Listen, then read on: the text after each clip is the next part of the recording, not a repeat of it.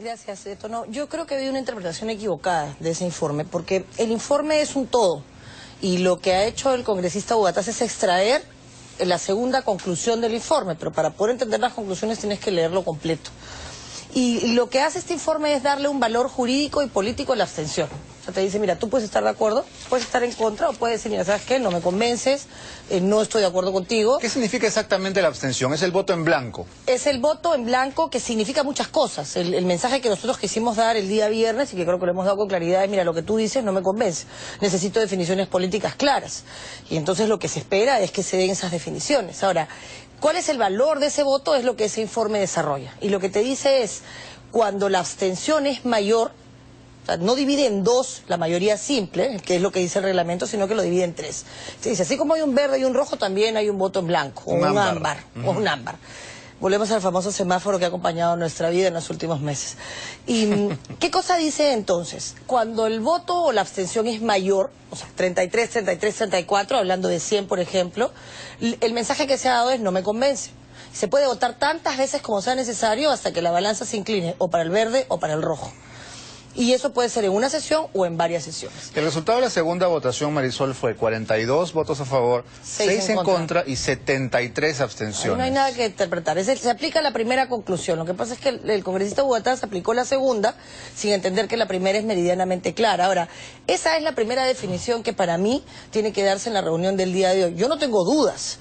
Y además el informe se explica por sí solo. Yo espero que lo podamos difundir para que la gente lo pueda leer y se dé cuenta que con el absurdo de lo que señala el congresista Hugatás, un proyecto de ley se podría aprobar con 2 votos a favor, 1 voto en contra y 127 abstenciones. No, parece una barbaridad, claro. Y no resiste ningún análisis jurídico.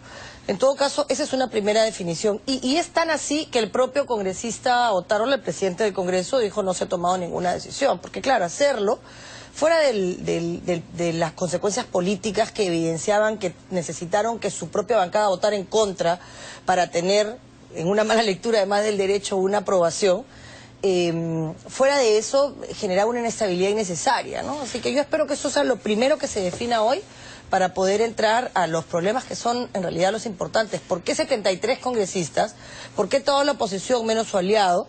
Y un señor que está a portas de que lo sancionen, que es el señor Llovera, son los únicos que respaldan un gabinete, ¿no? El presidente de la República pareció muy ofuscado en la madrugada, diciendo que el Congreso no había dado un mensaje claro, que el presidente del Congreso no había sido claro en lo que le decía al Ejecutivo. Sin embargo, 73 votos no son un mensaje claro. Es decir, si en una elección se produce eso, obviamente el voto en blanco tiene un peso. ¿Por qué Otárola pospone la sesión para hoy y no, digamos, da un veredicto, por decirlo de alguna manera? Porque no podía, ¿no? Lo que correspondía era que se posponga para hoy. Yo no lo hubiera hecho para hoy, hubiera esperado unos días para definir el tema de la votación.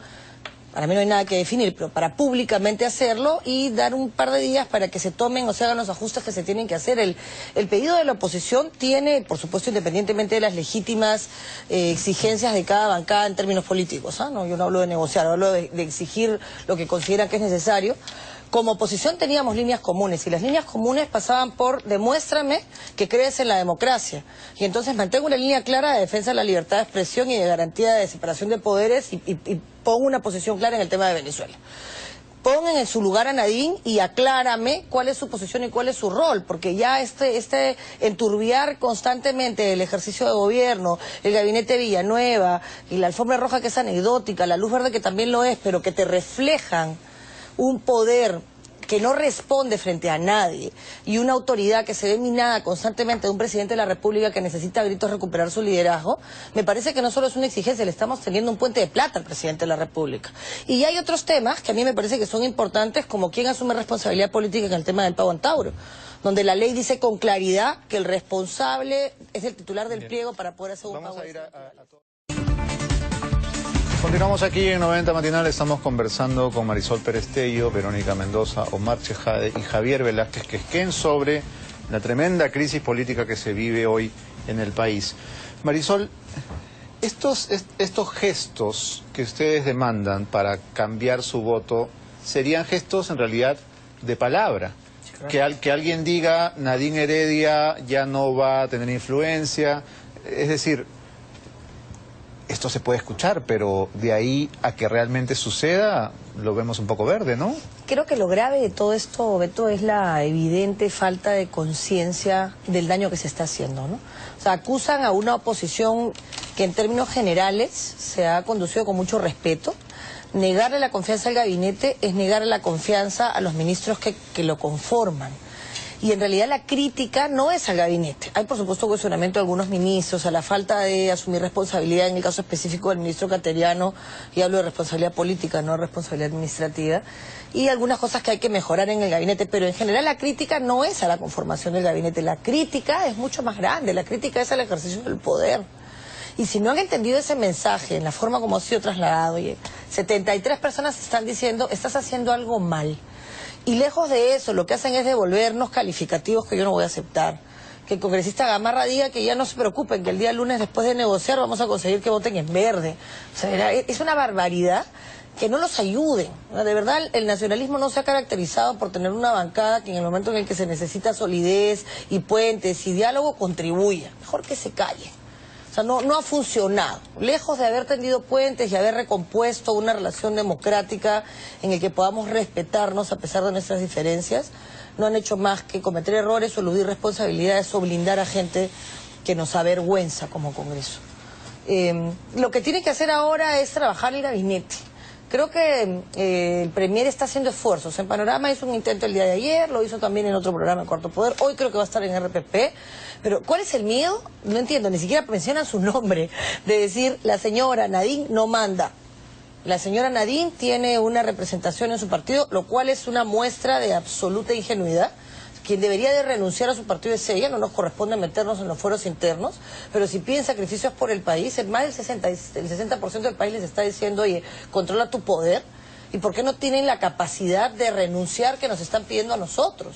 O sea, nosotros somos oposición, a lo que a nosotros nos corresponde es decirle te estás equivocando, y cuando les decimos de la forma política más suave, te estás equivocando, lo que recibimos es calificativos y críticas. No tienen ninguna capacidad para revertir esa situación en las próximas horas, no solo con palabras, Beto. Lo genial, lo ideal, sería que cortaran y dijeran, bueno, a ver, los ministros que tienen que responder políticamente, pues responden políticamente.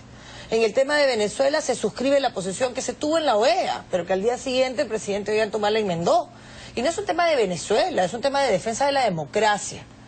Y la posición política del titular de gobierno no puede arrastrar a un país en eso. O sea, esto no se trata de ver cómo se unifica el ALBA ni cómo se unifican los intereses que puedan haber detrás de Maduro. Se trata de defender democracia, defender derechos humanos. La gente se está muriendo y acá se quedan callados, acá no pasa nada.